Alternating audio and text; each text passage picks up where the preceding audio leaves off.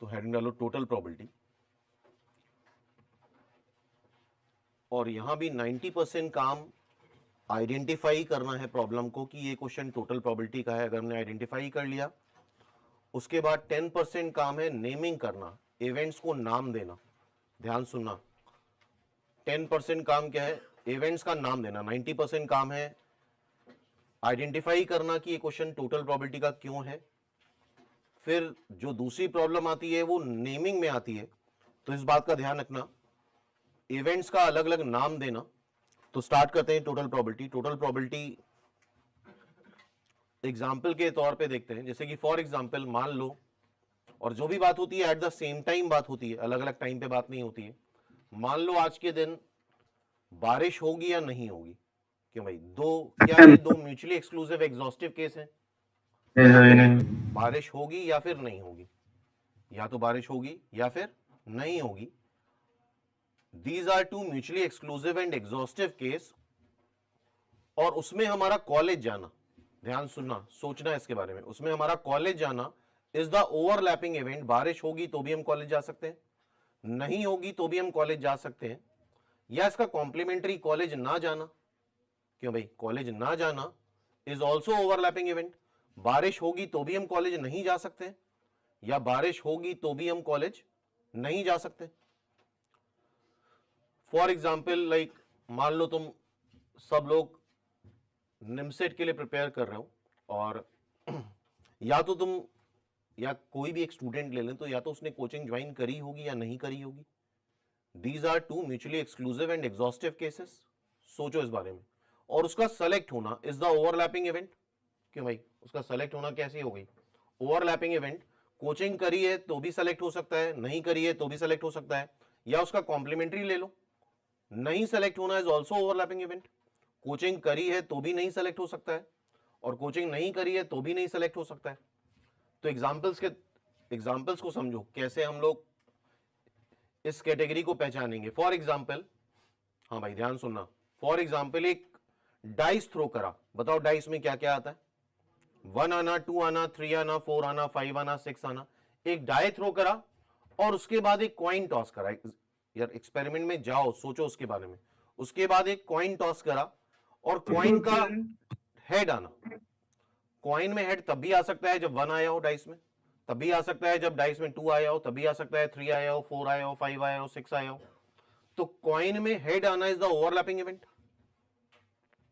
क्या इस बात पे एग्री हो? कॉइन में हेड आना is the overlapping event.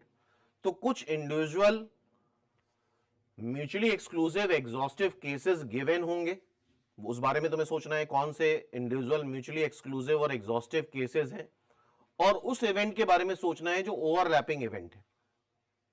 Clear है? ओवरलैपिंग इवेंट के अकर करने की प्रोबेबिलिटी जब भी पूछी जाती है, that is the question of total probability. For example, फिर से सुनो अच्छे से, किसी एक दिन, और जैसा हमने बताया कि यार जो भी बात होती है एक पर्टिकुलर टाइम पे बात होती है, इस टाइम पे या तो बारिश होगी या नहीं होगी। बारिश होगी या नहीं होगी, these are two mutually exclusive exhaustive case. हमारा कॉलेज, हम कॉलेज जाएं, इस बात की प्रोबेबिलिटी पूछी जाए। किस बात की प्रोबेबिलिटी पूछी जाए? कि इस बात की प्रोबेबिलिटी बताओ कि हम कॉलेज जा रहे हैं। क्या कॉलेज जाना इज द ओवरलैपिंग इवेंट? तो जब भी ओवरलैपिंग इवेंट समझ गए ना, बारिश होगी तो भी हम जा सकते हैं, नहीं होगी तो भी हम जा सकते हैं। तो बारिश हो या ना हो,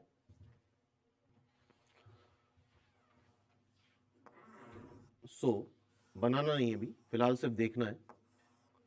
या तो बारिश होगी या बारिश नहीं होगी, इनके अलावा कुछ नहीं हो सकता। हाँ भाई बोलो। और हमारा कॉलेज जाना इज द ओवरलैपिंग इवेंट। तो जब भी ओवरलैपिंग इवेंट के अकर करने की प्रोबेबिलिटी पूछी जाएगी, तो हमें क्लियर है कि ये क्वेश्चन किसका है? टोटल प्रोबेबिलिटी का। कोई एक स्टूडेंट है, उसने या तो कोचिंग ज्वाइन करी होगी या कोचिंग नहीं ज्वाइन करी होगी, और उसका सेलेक्ट होना is the overlapping event. Clear है?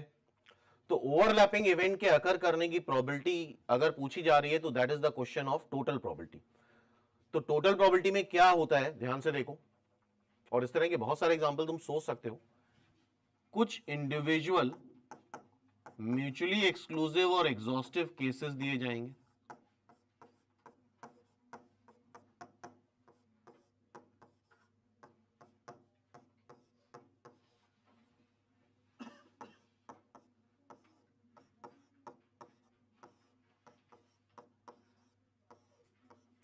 अच्छा, म्यूचुअली एग्जॉस्टिव है, अब नोट करो उसको।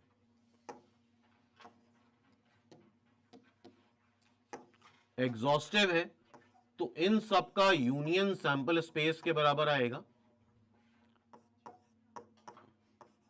और इन सब का इंटरसेक्शन नल सेट आएगा, मतलब कुछ भी कॉमन नहीं हो सकता। तो these are in mutually exclusive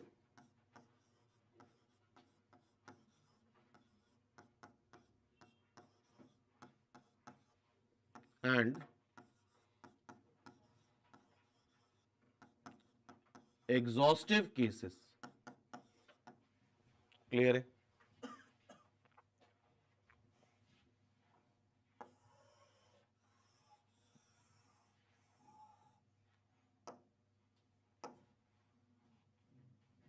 Suppose these are in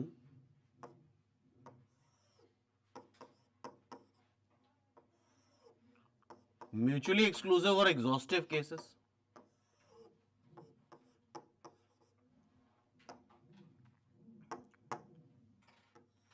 और A यहां पे एक ओवरलैपिंग इवेंट है। A is the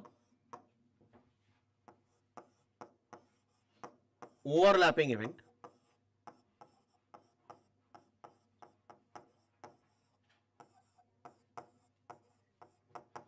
A is the overlapping event. और टोटल प्रोबेबिलिटी यूज करते हैं अगर हमसे प्रोबेबिलिटी पूछ ले ओवरलैपिंग इवेंट के अकर करने की।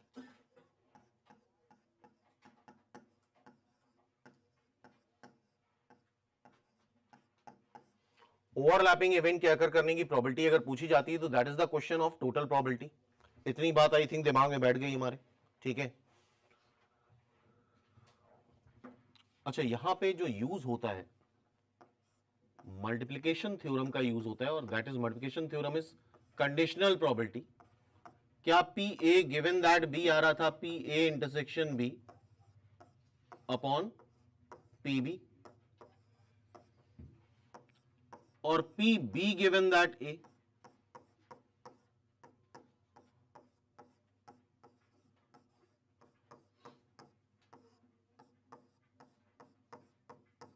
Upon P A. तो देखो दोनों के ही अकॉर्डिंग ए इंटरसेक्शन बी क्या आता है, फिर से देखो जरा, इसको हम ऐसे लिख सकते हैं, ये सब नोट करो, P A given that B into P B लिख सकते हैं, जो नीचे है वो उसकी प्रोबेबिलिटी मल्टीप्लाई हो जाती है, या P B given that A into P ए लिख सकते हैं। नोट करते जाओ। और हमसे टोटल प्रोबेबिलिटी में पूछा क्या जाता है पी ए, ओवरलैपिंग इवेंट है क्या ए, इतना नोट करो। तो हमें पी ए बताना है, जरा देखो पी ए है क्या, ए दिख रहा है सबको, इतना एरिया, ये एरिया है क्या, ये एरिया जरा देखो, ये एरिया है तुम्हारा ए का इंटरसेक्शन A1 से, क्या इस बात पे एग्री हो?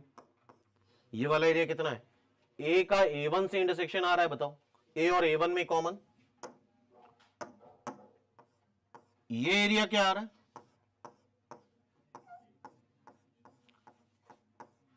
ए का A2 से कॉमन एरिया, ये एरिया क्या आ रहा है,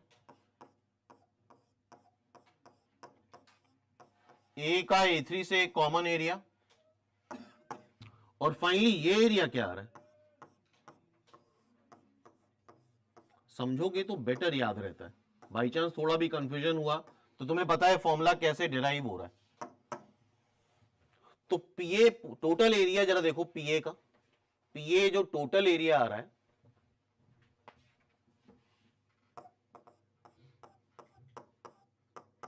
वो आ रहा है पी ए का A1 से इंटरसेक्शन, ए का A2 से इंटरसेक्शन, ए का A3 से इंटरसेक्शन,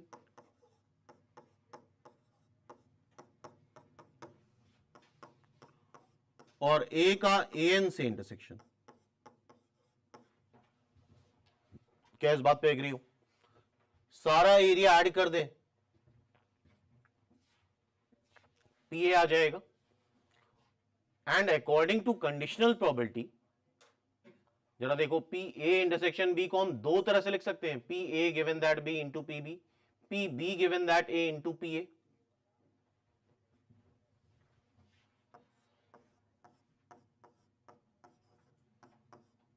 इसको भी हम दो तरह से लिख सकते हैं, कैसे, P A given that A one into P A one. यहां यहीं पे कंफ्यूजन होता है, इस लॉजिक को समझना। या फिर इसको क्या लिख सकते हो, P A one given that A into P ए। जो मर्जी हो वो लिख सकते हैं, ऊपर वाला भी लिख सकते हैं, नीचे वाला भी लिख सकते हैं, चेक करो जरा। तो हम ये भी लिख सकते हैं, ये भी लिख सकते हैं। अच्छा, हमें निकालना क्या है, पी ए। अगर तुम इसको ये लिख दोगे तो वही तो निकालना है, पी ए निकालना है, और हम पी ए के टर्म में इसको लिख दें तो काम नहीं बन पाएगा। पी ए दोनों साइड कैंसिल हो जाएगा, इधर भी पी ए आएगा, इधर भी हर जगह पी ए आएगा। तो हम इसको इस फॉर्म में लिखेंगे, याद करो अभी तुरंत। इंडिविजुअल इवेंट नीचे होती है, इंडिविजुअल इवेंट नीचे आएगी, जरा देखना, लॉजिकली याद करो कैसे आएगा ये। P A given that A one, individual event नीचे आती है, अभी याद करो। सिमिलरली ए वन की जगह ए टू कर दो,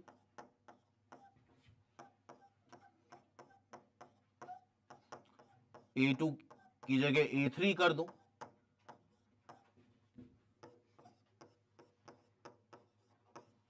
नोट करते रहो। And finally A N into P A N.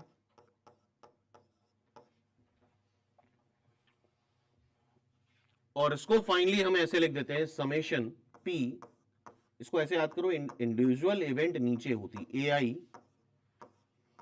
Into P A आई।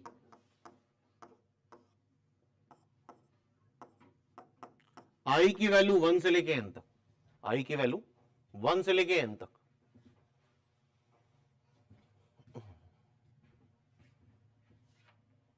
हाँ भाई, ये फॉर्मूला अभी याद करना है। मेन कंफ्यूजन यार इसी में होता है, ये ऐसे लिखें कि ऐसे लिखें। तो तुम्हें पता है कैसे लिखें, इंडिविजुअल इवेंट नीचे आएगी, इंडिविजुअल इवेंट कहां पे आएगी, P A upon A I into P A I. याद करो, P A upon A I into A I, individual event नीचे आएगी। तो ये तो इसका फॉर्मूला हो गया टोटल प्रोबेबिलिटी का। अब दूसरी जो समस्या आती है यार, समस्या समझ लो तो उससे बेटर लड़ाई हो पाती है। अब मेन समस्या आएगी नेमिंग की। इस बात को ध्यान रखना, जितने भी क्वेश्चन तुम लोग अभी, जैसे टोटल प्रोबेबिलिटी, इसके बाद बेस थ्योरम, दोनों ऑलमोस्ट सेम तरीके की चीजें हैं। तो अब जो समस्या आती है तुम्हें एग्जाम में, जो समस्या आने वाली, तुम नेम कैसे करोगे। इंडिविजुअल इवेंट जो है A1 A2 A3 A4, और ओवरलैपिंग इवेंट क्या है, ए। ओवरलैपिंग इवेंट क्या है, ए। अब इस बात पे फोकस करना, हम यहां पे 7-8 क्वेश्चन कराएंगे, तुम्हें फोकस करना है पहली बात किस पे पूरी तरह से फोकस करना है, मान नहीं लेना है कि टोटल प्रोबेबिलिटी है। तुम्हें अपने आप से ही पूछना है कि टोटल प्रोबेबिलिटी क्यों है, हम तो एक्सप्लेन करेंगे ही। और उसके बाद दूसरा जो फोकस करना है, जहां समस्या आएगी तुम्हें, क्योंकि फॉर्मूला लगाने में कोई समस्या नहीं, अगर एक फॉर्मूला याद है तुरंत लग के काम खत्म हो जाएगा। अब जो दूसरी समस्या आने वाली है, नेमिंग की आने वाली, इस बात पे फोकस करना, हम कैसे नेम कर रहे हैं इवेंट्स का, इंडिविजुअल इवेंट का नेम कैसे कर रहे हैं, ओवरलैपिंग इवेंट का की नेमिंग कैसे कर रहे हैं। ठीक है, बहुत ध्यान से पढ़ो, और अभी आंसर नहीं निकालना है, फॉर्मूला नहीं लगाना है, सिर्फ क्वेश्चन और एक्सपेरिमेंट को समझना है क्या हो रहा है। तो a bag contains 3 white and 4 black ball, bag 2 contains 2 white and 4 black balls, ठीक है, and bag 3 contains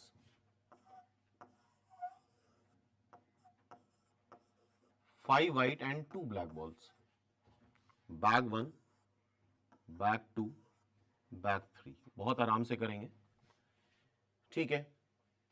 A dice is throne, सोचो यार, इस एक्सपेरिमेंट में जाओ, मैथमेटिक्स में मत जाओ, सोचो तुम्हारे सामने ये बैग रखे हैं, एक डाई थ्रो कर दिया, सोच लो डाई में क्या क्या आ सकता है, 1 2 3 4 5 6 कुछ भी आ सकता है।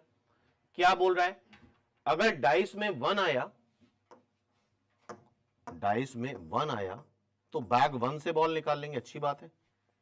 फिर डाइस में क्या आया बोलो, 2 और 4 अगर आ गया तो बैग 2 से बॉल निकाल लो। अदरवाइज कौन कौन से केस बचे, 3, 5, 6 आया तो बैग 3 से बॉल निकाल लोगे। Find probability that ball is white. आराम से, बहुत आराम से, पूरा समय दो।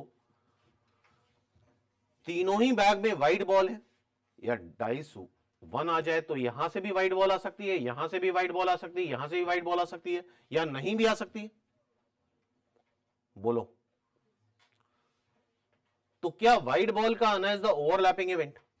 वाइट बॉल का आना, यार तीनों में से किसी भी बैग से बॉल निकालो, W is the overlapping event. देख रहे हो हम कैसे नेमिंग कर रहे हैं। वाइट बॉल का आना इज द ओवरलैपिंग इवेंट। ओई मतलब ओवरलैपिंग इवेंट, बोलो। बैग 1 से भी वाइट बॉल आ सकती है, बैग 2 से भी वाइट बॉल आ सकती है, बैग 3 से भी वाइट बॉल आ सकती है, इज द ओवरलैपिंग इवेंट। अच्छा, यहां पे इंडिविजुअल इवेंट क्या है, इसको दो तरह से ब्रेक कर सकते हो। बैग 1 से बॉल निकालना, बैग 2 से बॉल निकालना, बैग 3 से बॉल निकालना, दीज आर 3। या डाइस में या तो 1 आएगा, या कुछ ना कुछ तो आएगा ना डाइस में, या 2 या 4 आएगा, या 3, 5, 6 आएगा, तो कुछ तो आएगा ही। तो अकॉर्डिंगली किसी ना किसी बैग से तो बॉल निकलेगी ही निकलेगी। तो इंडिविजुअल इवेंट हम क्या मान रहे हैं, और शॉर्ट फॉर्म में लिखना होता है यार, बहुत एलोबरेट नहीं करना होता है, कोई सब्जेक्टिव पेपर नहीं। बैग 1 से बॉल आई, बैग 2 से बॉल आई, बैग 3 से बॉल आई। बोलो भाई, क्या ये इंडिविजुअल इवेंट हुई? किसी एक बैग से बॉल आएगी, या तो बैग 1 से आएगी, या बैग 2 से आएगी, या बैग 3 से आएगी। दो इवेंट चूंकि एसोसिएटेड है, सेम टू सेम है। मान लो डाइस में 1 आ गया, 3 इवेंट है यार, इसको हम ये बोल सकते हैं यार, डाइस में 1 आ गया, डाइस में 1 आया तो ऑब्वियसली तुम बैग 1 से बॉल निकालोगे। डाइस में 2, 4 आ गया तो बैग 2 से बॉल निकालेंगे, और डाइस में तो ऑब्वियसली बैग 3 से बॉल निकालेंगे, एसोसिएटेड है। तो ये 3 म्यूचुअली एक्सक्लूसिव एग्जॉस्टिव केस हैं। वाइट बॉल का आना इज द ओवरलैपिंग इवेंट, और अल्टीमेटली हमसे यही पूछ रहा है, probability that white ball is taken. तो क्या इस बात पे 100% एग्री हो कि ये एक टोटल प्रोबेबिलिटी क्वेश्चन है? सोचो इस बारे में। तो PW is the probability of overlapping event. और देखो जरा, फिर से देखो बार बार, ओवरलैपिंग इवेंट ऊपर होती है और इंडिविजुअल इवेंट नीचे होती है। याद करेंगे अभी, अगले 1 घंटे में फॉर्मूला याद हो जाएगा। ओवरलैपिंग इवेंट ऊपर, इंडिविजुअल इवेंट नीचे।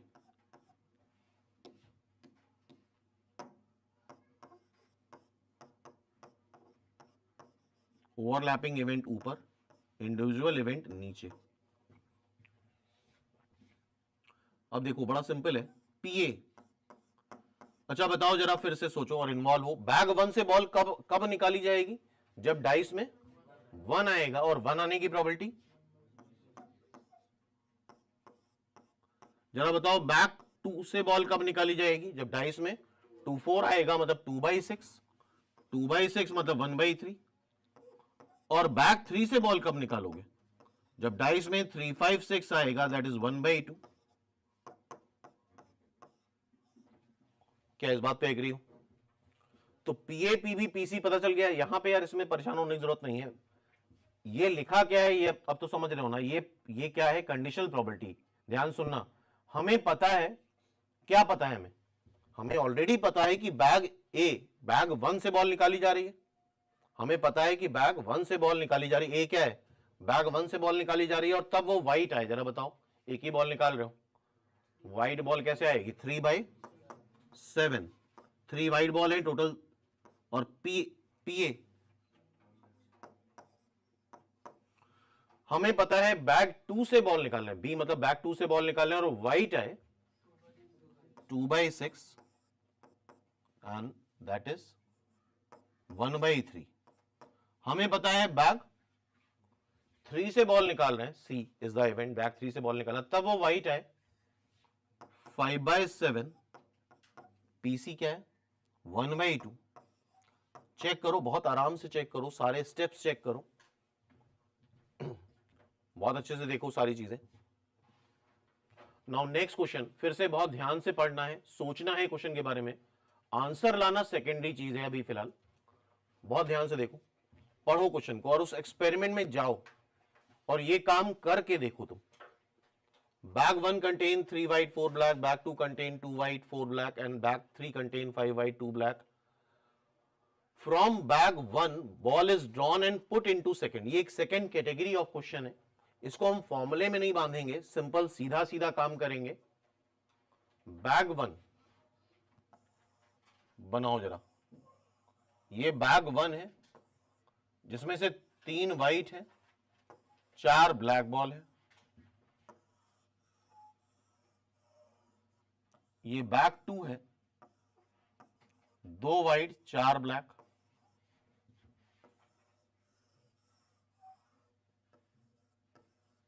बैग 3 है, 5 व्हाइट 2 ब्लैक। मैथ्स मत करो, तुम सोचो ये काम तुम्हें, टास्क तुम्हें दिया गया है, तुम ये काम कर रहे हो, ये काम कोई भी कर सकता है, उसके लिए मैथ्स की कोई जरूरत नहीं है। 1 ball is drawn from bag 1 and put into second. एक बॉल निकाली गई बैग 1 से, और बैग में होने का मतलब होता है हमें दिख नहीं रहा, अंदर अंधेरा है, हाथ डाला कुछ भी आ सकता है, डाल दिया उसमें। फिर क्या बोल रहा है, बैग 2 से एक बॉल निकाली गई और थर्ड में डाली गई। फिर क्या बोल रहा है, again 1 ball is taken from third bag and find probability that it is white. ये कैटेगरी ये टोटल प्रोबेबिलिटी का ही क्वेश्चन है, क्योंकि यहां से कुछ भी आए, यहां से कुछ भी आए, यहां से व्हाइट आ सकता है, इनफ व्हाइट है यहां पे, क्यों भाई। लेकिन इसको अगर हम फॉर्मूले में बांधेंगे तो फॉर्मूला बड़ा कॉम्प्लिकेटेड हो जाता है, वो अननेसेसरी डिफिकल्ट हो जाएगी चीज। और मेरे ख्याल से प्योर कॉमन सेंस यूज करो, सब कुछ समझ में आ रहा है तुम्हें क्या क्या हो सकता है। यार यहां से भी व्हाइट जाए, यहां से भी व्हाइट जाए और यहां से भी व्हाइट है, और क्या हो सकता है, यहां से व्हाइट जाए, यहां से ब्लैक जाए, लेकिन अल्टीमेटली निकालनी तो व्हाइट ही है। या फिर क्या हो सकता है, यहां से ब्लैक जाए, यहां से व्हाइट जाए, सोच रहे हो प्योर कॉमन सेंस यूज करके। और क्या हो सकता है फाइनली, ब्लैक ब्लैक व्हाइट। क्या इस बारे में सोचा सबने? अब इसको कैलकुलेट करते हैं, बड़ा सिंपल सा कैलकुलेशन है। ये कैटेगरी पहचान लो, ये कैटेगरी पहचान में आ गई। हमें अल्टीमेटली थर्ड बैग से व्हाइट बॉल निकालनी है। पहले केस पे आओ, हाँ भाई सभी लोग आए पहले केस पे, बहुत आराम से इधर फोकस करो। एक व्हाइट निकालो जरा, यहां से एक व्हाइट निकालो, क्या आएगा 3/7 आएगा, बोलो भाई। अब एक व्हाइट निकाल के इसमें डाल दी, इसमें डाल दी तो यहां पे 3 व्हाइट हो गई, 4 ब्लैक हो गई, क्यों भाई बोलो। अब इससे व्हाइट निकालो, 3/7 ही तो आएगा। अब इससे व्हाइट निकाल के यहां डाल दी, इसमें क्या कॉन्फ़िगरेशन हो गया जरा बताओ, 6 व्हाइट 2 ब्लैक। और इससे व्हाइट निकालो जरा, 6/8। हाँ भाई इस स्टेप पे एग्री हो, बोलो।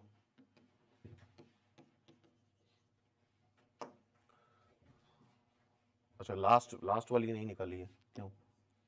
लास्ट तो मेन काम तो वही है, लास्ट।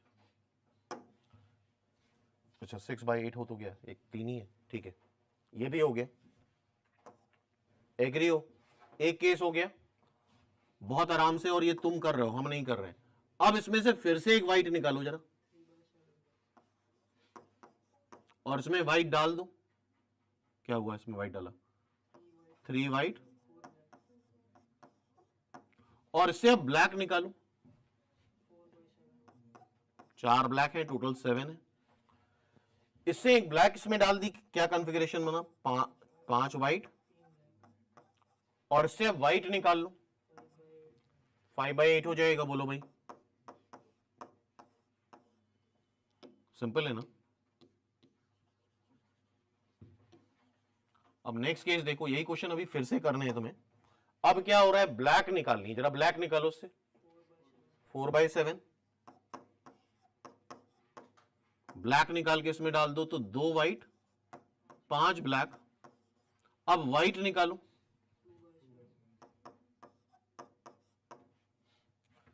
व्हाइट इसमें डाल दो, व्हाइट इसमें डालो, 6 व्हाइट 2 ब्लैक, क्या हो जाएगा, 6/8।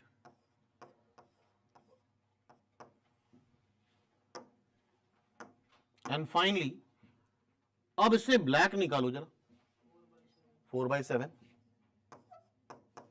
ब्लैक इसमें डालो तो 2 व्हाइट 5 ब्लैक, और फिर से ब्लैक निकालो, 5/7 ब्लैक इसमें डाल दिए तो 5 व्हाइट 3 ब्लैक, और व्हाइट निकालो जरा,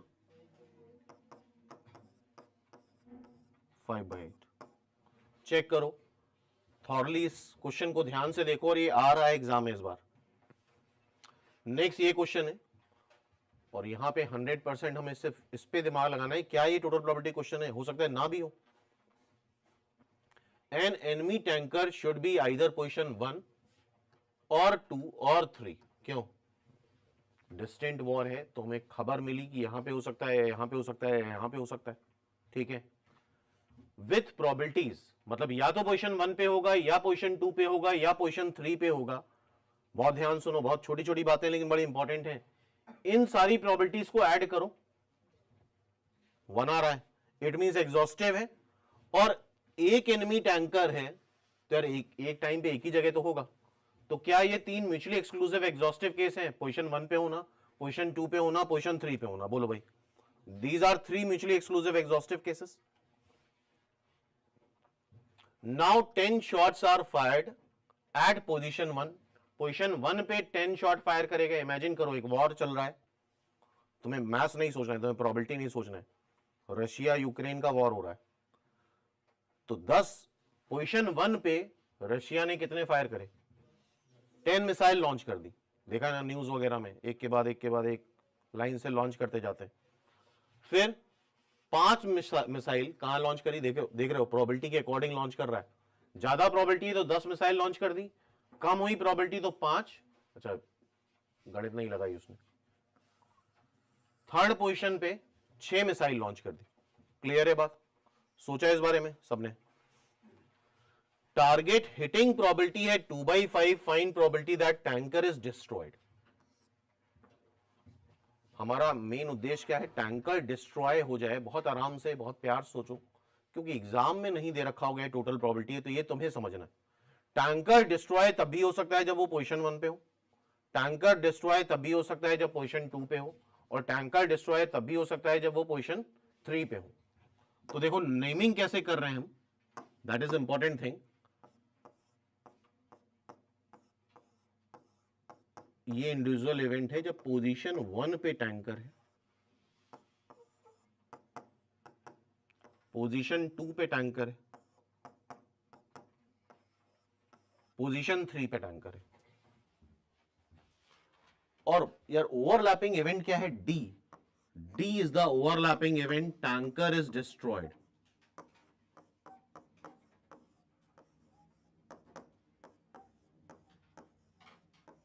बोलो, D is the overlapping, tanker is destroyed. तो टैंकर डिस्ट्रॉय हो इज द ओवरलैपिंग इवेंट। हाँ भाई बताओ। सो नाउ अब बहुत आराम से करते हैं, थोड़ा अच्छा क्वेश्चन है, और कैटेगरी पहचान लो। ये क्वेश्चन अगर आया तो हम 100% करके आएंगे। हाँ, थोड़ा बहुत चेंजेस हुए तो हो सकता है श्योरिटी ना हो, लेकिन अगर यही चीज दोबारा आ गई और फिर नहीं कर पाए तो फिर वो तुम्हारी गलती है पूरी तरह से। अब क्या हो रहा है, हमें पता चल गया कि टोटल प्रोबेबिलिटी क्वेश्चन है। टोटल प्रोबेबिलिटी का फॉर्मूला क्या होता है, ओवरलैपिंग इवेंट ऊपर होती है, इंडिविजुअल इवेंट नीचे होती है। ओवरलैपिंग इवेंट ऊपर, इंडिविजुअल इवेंट नीचे। ओवरलैपिंग इवेंट ऊपर, इंडिविजुअल इवेंट नीचे।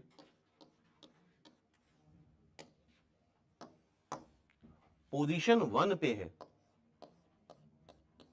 क्या इस बात की प्रोबेबिलिटी दे रखी है तुम्हें? पोजीशन 2 पे है,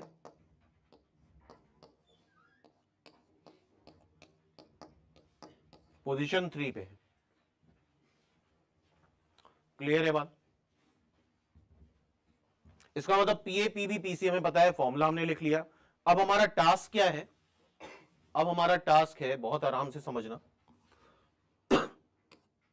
अभी लास्ट लेक्चर में हम लोगों ने बायनोमियल डिस्ट्रीब्यूशन देखा है। पोजीशन 1 पे कितने फायर करे जा रहे हैं? 1 बाय 1 10 फायर करे जा रहे हैं। हिट करने की प्रोबेबिलिटी 2/5, मिस करने की प्रोबेबिलिटी 3/5। क्या एग्री हो? सोचो बहुत आराम से, जल्दबाजी में कुछ नहीं समझ में आएगा। 10 हिट कर रहे हो, 10 फायर कर रहे हो, 10 मिसाइल लॉन्च कर रहे हैं 1 बाय 1, 1 2 3 4 5 6 7 8 9 10।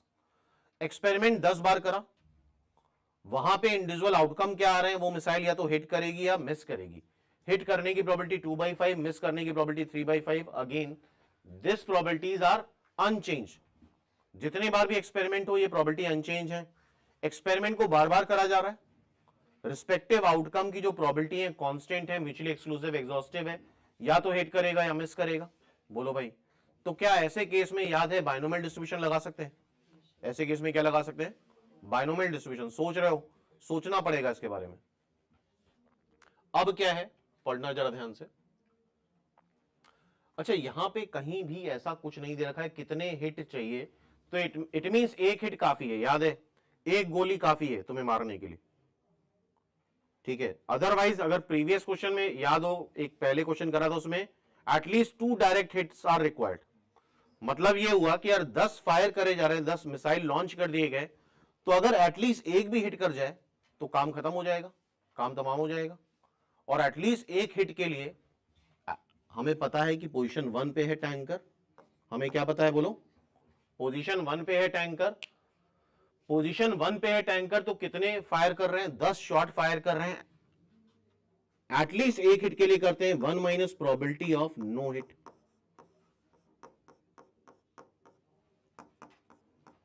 दस में से 0 हिट करे, 10 में से 0 नो हिट, 10 में से 0 हिट करे। हिट करने की प्रोबेबिलिटी क्या है बताओ जरा? 2/5। 10 में से 0 हिट करे, सारे मिस कर जाए। फॉर्मूले का सहारा हम इसलिए ले रहे हैं क्योंकि वो, अब सोच के तुम लोग बताओ जरा, हमें पता है कि वो पोजीशन 2 पे है, हमें पता है कि वो पोजीशन 2 पे है, तो टैंकर डिस्ट्रॉय है। पोजीशन 2 पे कितने फायर करे जा रहे हैं? एटलीस्ट एक हिट काफी है, और एटलीस्ट एक हिट के लिए क्या करते हैं? 1 माइनस नो हिट। 5 में से 0 हिट करे, बाकी सारे मिस करें।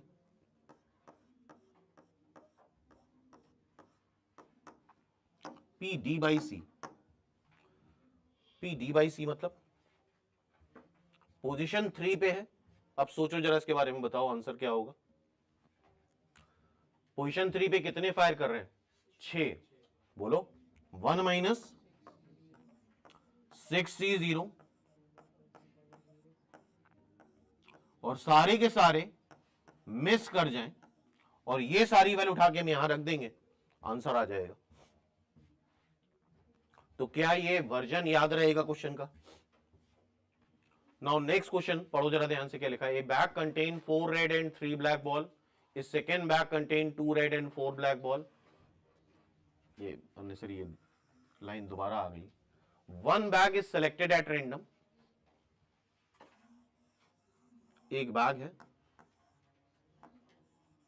4 रेड 3 ब्लैक बॉल। बैग 2 है,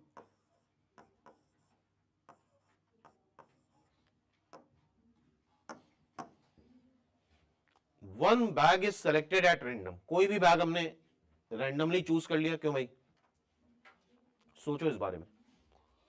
from the selected bag 1 ball is drawn at random, find the probability that it is a red. सोच लिया आप, रेड आना ओवरलैपिंग इवेंट होगी, किसी से भी रेड आ सकता है, तो R is the overlapping event, red ball का आना।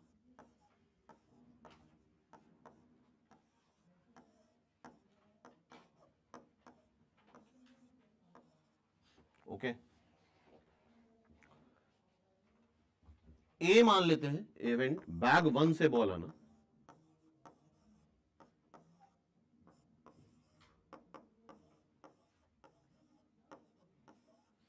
और सोचो रैंडमली किसी भी बैग से बॉल निकाल सकते हो, तो दोनों बैग हमारे लिए इक्वली लाइकली है, सोचना इस बारे में। तो किसी भी बैग से हम बॉल निकाल सकते हैं, तो बैग चूज करने की प्रोबेबिलिटी 1/2 होगी। बोलो, दोनों बैग हमारे लिए इक्वली लाइकली है, किसी से भी बैग से बॉल निकाल लूं, जैसे हेड और टेल आना। ठीक है, जैसे पहले वाले क्वेश्चन में कंडीशन दे रखी थी, डाइस पे डिपेंड कर रहा था, 3 बैग होते तो क्या हो जाता, एट रैंडम किसी बैग से बॉल निकालना है 1/3 4 होते 1/4 तो this is the question of total probability. Total probability के फॉर्मूले में ओवरलैपिंग इवेंट ऊपर होती है, इंडिविजुअल इवेंट नीचे होती है। ओवरलैपिंग इवेंट ऊपर होती है, इंडिविजुअल इवेंट नीचे होती है। ओके, पीए पीबी हम निकाल चुके हैं, जरा बताओ ये क्या लिखा है, व्हाट इज दिस। हमें पता है कि बैग 1 ए, बैग 1 से बॉल आ रही है, तब वो रेड आए, जरा रेड बॉल निकालो यहां से, कैसे आएगा 4/7, और पीए क्या है 1/2। बी हमें पता है इवेंट बी अकर कर चुकी है, मतलब बैग 2 से बॉल निकालने, और रेड निकालो जरा यहां से 2/6 1/2। तो सिंपल है, कॉन्फिडेंट हो अब इस क्वेश्चन पे। नाउ दिस क्वेश्चन, अब सोचो एक फैक्ट्री में तुम गए हो, वहां पे 3 मशीनें हैं, मशीन ए, मशीन बी, मशीन सी। मशीन ए कितना प्रोडक्शन कर रही है 25%, मशीन बी 35%, मशीन सी 40%, ऐसा हो सकता है ना। सोचो, प्रैक्टिकली सोचो ऐसा। Of their output 542% of respectively are defective board। हो सकता है ऐसा, मैथ्स नहीं पूछ रहे हैं उनसे, प्रोबेबिलिटी नहीं पूछ रहे हैं, ऐसा हो सकता है पहली मशीन 5% डिफेक्टिव बना रही है, दूसरी 4% और तीसरी 2%। इस बात को सुनना, अ बोल्ट रैंडमली हमने एक बोल्ट उठा लिया, प्रोडक्ट में हाथ डाला, एक बोल्ट उठा लिया। Okay, What is the probability that bolt is defective? सोचो, यहां पे इंडिविजुअल इवेंट क्या है, मशीन ए ने प्रोडक्ट बनाया होगा, या फिर मशीन बी ने प्रोडक्ट बनाया होगा, या फिर मशीन सी ने प्रोडक्ट बनाया होगा। और ओवरलैपिंग इवेंट डिफेक्टिव तो किसी भी मशीन से आ सकता है ना, मशीन ए भी डिफेक्टिव बना रही है, मशीन बी भी डिफेक्टिव बना रही है, मशीन सी भी डिफेक्टिव बना रही है। सो डी इज द इवेंट कि प्रोडक्ट डिफेक्टिव है। इंडिविजुअल इवेंट क्या है, मशीन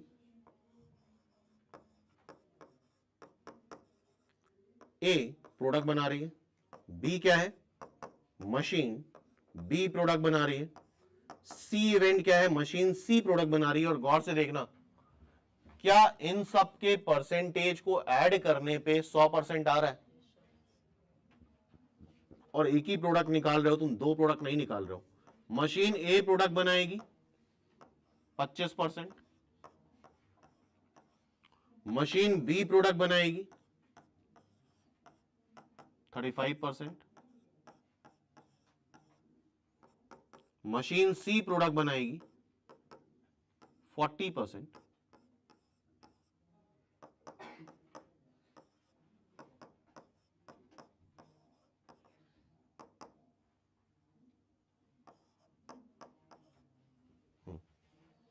ठीक है, अब ध्यान सुनना, अच्छा क्वेश्चन है, और दिमाग में बैठालते जाओ, टाइप दिमाग में बैठा लो, ये टाइप कैसे हो रहा है। अब इसके बाद क्या इंफॉर्मेशन दे रखी, ऑफ देयर आउटपुट 5%, 4% और वटेवर वो डिफेक्टिव है। इसका मतलब ये कैसी इंफॉर्मेशन है, बहुत ढंग से फोकस करना, याद रखना है इस तरह की चीजों को। हमें पता है कि मशीन ए ने प्रोडक्ट बनाया है और वो डिफेक्टिव है, दैट इज 5%। क्या इस बात पे एग्री हो? डेटा समझो, हमें पता है कि मशीन बी ने प्रोडक्ट बनाया है और तब वो डिफेक्टिव है 4%।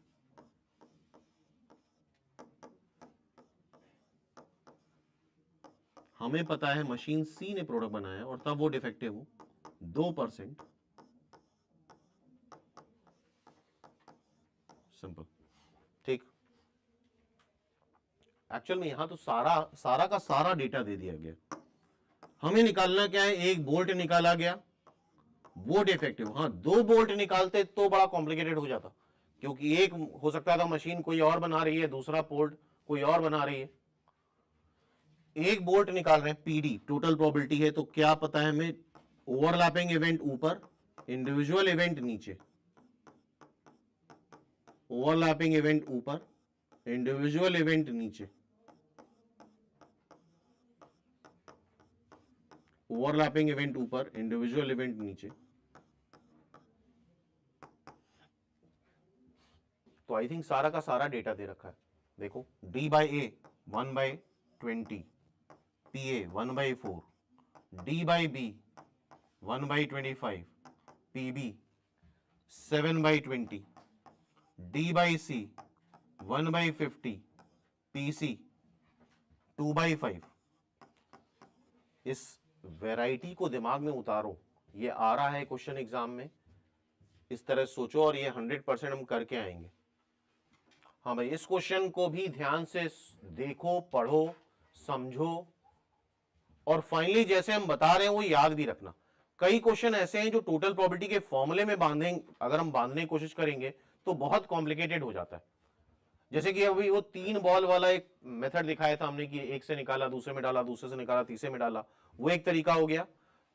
ठीक है, एक भी ये है, इसको बहुत ध्यान से पढ़ो क्वेश्चन को, पहले हम समझेंगे, फिर हम कोशिश करेंगे कि इसका मेथड भी याद रखें। A lot containing 20 article, imagine करो एक कोई लॉट है, उसमें 20 प्रोडक्ट है, इमेजिन कर सकते हो 20 प्रोडक्ट हैं अलग अलग कैटेगरी के।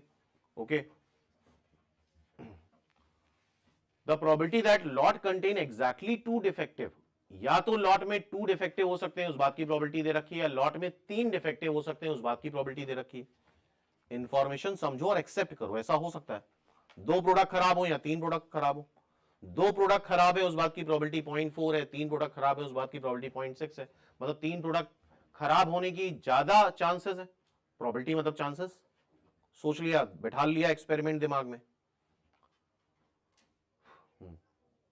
Article are drawn at random 1 by 1 without replacement. एक एक करके हम बैक से आर्टिकल निकाल रहे हैं, देख रहे हैं। क्यों भाई, मान लो 20 टाइप्स के फ्रूट्स हैं, इमेजिन करो 20 टाइप के फ्रूट्स हो सकते हैं, 2 डिफेक्टिव हो सकते हैं उसमें से, और 3 डिफेक्टिव हो सकते हैं। फ्रूट निकालोगे यार सड़ा हुआ है तो डिफेक्टिव हो गया, क्लियर है। 1 by 1 random without replacement and tested till all the defective article are found. अब सोचना है, ये जिम्मेदारी लो सोचने की, या तो 2 डिफेक्टिव होंगे, या फिर अभी हम इंडिविजुअल केस ले लेते हैं 2 डिफेक्टिव, क्योंकि दोनों मिला के काम नहीं बनेगा। 2 डिफेक्टिव के बारे में एक बार सोच लेते हैं, फिर 3 डिफेक्टिव के बारे में प्लस कर देंगे, उसके बारे में सोच लेंगे। यूनियन ही तो होगा दोनों का। मान लो अभी फिलहाल सुनो, 2 डिफेक्टिव, मान लो उसमें एक एप्पल डिफेक्टिव है और एक मैंगो डिफेक्टिव है, बाकी डिफरेंट टाइप के फ्रूट्स हैं। इमेजिन करो, प्रोबेबिलिटी मत लगाओ, मैथ्स मत लगाओ, इमेजिन करो तुमने हाथ डाला और एक बनाना आ गया, सही है वो। फिर हाथ डाला एक ऑरेंज आ गया, सही है। फिर हाथ डाला एक क्या आ गया बताओ, ग्रेप आ गया, एंड सो ऑन। और टेस्टिंग कब तक चल रही है? What is the probability that testing procedure end at 12th testing? 12वीं टेस्टिंग में यार 12, हमें पता है 2 डिफेक्टिव फ्रूट्स हैं इसमें, हमें पता है 2 डिफेक्टिव फ्रूट्स हैं। मैथ्स मत लगाओ, मैथ्स लगाई जाएगी बाद में। क्या हो सकता है 12वीं टेस्टिंग में एंड हो जाए, 2 डिफेक्टिव है, मतलब जो सेकेंड वाला डिफेक्टिव है वो 12वीं टेस्टिंग में आ जाए। 12वीं टेस्टिंग, 12वीं बार जब तुम आइटम निकाल रहे हो तो एक सड़ा हुआ मैंगो निकल आया, और उससे पहले जो 11 टेस्टिंग करी उसमें किसी भी पोजीशन में एक सड़ा हुआ एप्पल निकल आया, किसी भी पोजीशन, पहले पे भी निकल सकता था, दूसरे पे भी निकल सकता था, 10वें पे भी निकल सकता था, 9वें राउंड पे भी निकल सकता था, 11वें पे भी निकल सकता था। सोचा इस बारे में? ओके, ये 2 के लिए हो गया। सोच लिया यार, ये प्लॉट बनाना पड़ेगा अपने अंदर, ये प्लॉट बनाना पड़ेगा, क्योंकि नहीं बनाते हो और तुम एक्सपेक्ट करते हो क्वेश्चन आ जाए, ये सबसे बड़ी गलतफहमी। अब क्या होगा, या फिर 3 डिफेक्टिव होंगे, बताओ 3 डिफेक्टिव में भी 12th टेस्टिंग में प्रोसीजर एंड हो जाए, इसका मतलब एक ऑरेंज सड़ा हुआ है, एक मैंगो सड़ा हुआ है और एक वाटरमेलन सड़ा हुआ है। क्यों भाई, उसमें पड़ा है एक। 12वीं टेस्टिंग में वो प्रोसीजर एंड हो जाए, इसका मतलब 2 जो रॉटेन फ्रूट्स हैं वो 11 टेस्टिंग में कहीं पे भी आ जाए, पहले दूसरे, पहले 5वें, दूसरे 6ठे पे आ जाए, 7वें 10वें पे आ जाए, पहले 11वें पे आ जाए, और तीसरा जो मैंगो है मान लो वो 12 टेस्टिंग में है। सोच लिया, प्लॉट बन गया पूरा दिमाग में। हाँ भाई, क्या ये प्लॉट बना? हाँ भाई, इतना अगर सोच लिया तो देखो यहां पे 2 individual mutually exclusive exhaustive case क्या है, 2 डिफेक्टिव होना, 3 डिफेक्टिव होना। ओवरलैपिंग इवेंट क्या है? ओवरलैपिंग इवेंट है कि 12th टेस्टिंग में प्रोसीजर एंड हो जाए, लेकिन हम इसको फॉर्मूले की हेल्प से नहीं करेंगे, हम इसको फॉर्मूले की हेल्प से नहीं करेंगे, डायरेक्टली करेंगे। कैसे करेंगे वो याद भी रखना, या तो 2 डिफेक्टिव होंगे, या फिर मतलब क्या होता है, प्लस करना है, 3 डिफेक्टिव होंगे। क्यों भाई,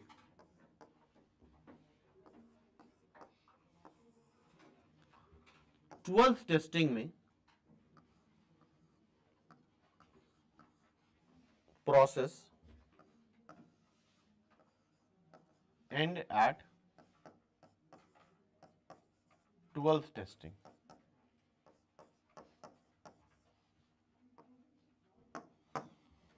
दो डिफेक्टिव हैं, इस बात की प्रोबेबिलिटी क्या है, 0.4। देखते हैं दिया आगे, पहले डेटा हम लिख रहे हैं, और इस बात की प्रोबेबिलिटी है 0.6। ठीक है, अच्छा लॉट में आर्टिकल कितने हैं, 20। 2 डिफेक्टिव है, इसका मतलब यह हुआ कि यार 18 नॉन डिफेक्टिव है एंड 2 डिफेक्टिव है, 3 डिफेक्टिव है, मतलब 17 नॉन डिफेक्टिव है और 3 डिफेक्टिव है। ओके, सिंपल बात है, सोच रहे हो ना?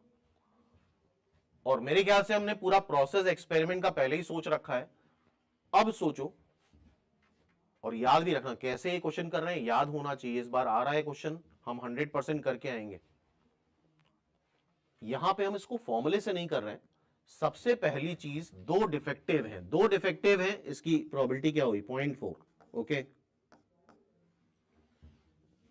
प्रोबेबिलिटी निकालनी क्या है, प्रोसीजर या प्रोसेस एंड एट 12 टेस्टिंग। तो ये कब होगा, जब 11 टेस्टिंग में एक डिफेक्टिव आए एंड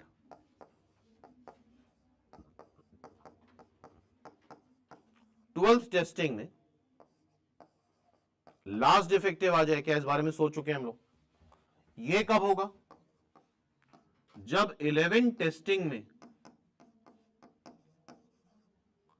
2 डिफेक्टिव आ जाए एंड 12th टेस्टिंग में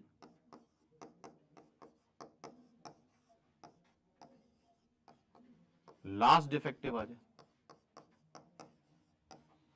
चेक करो जरा,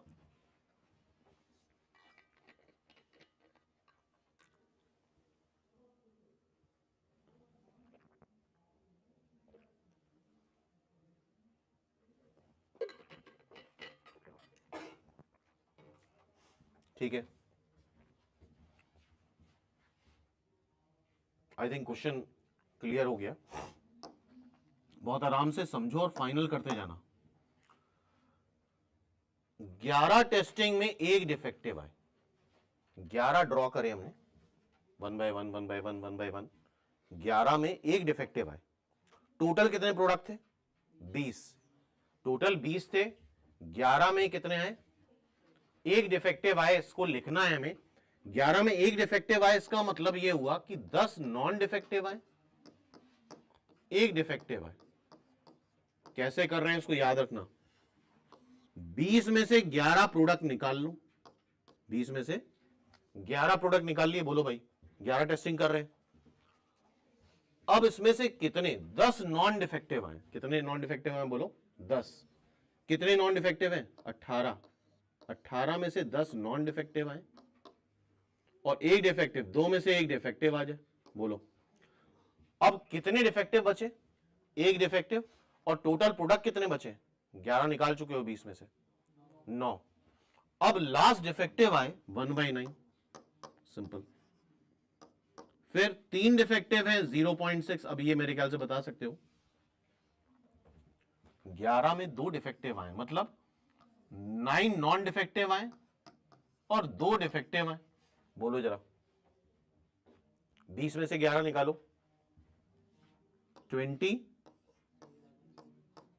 11 टेस्टिंग अभी कर रहे हैं, 9 नॉन डिफेक्टिव आने चाहिए, कितने में से नॉन डिफेक्टिव है कितने,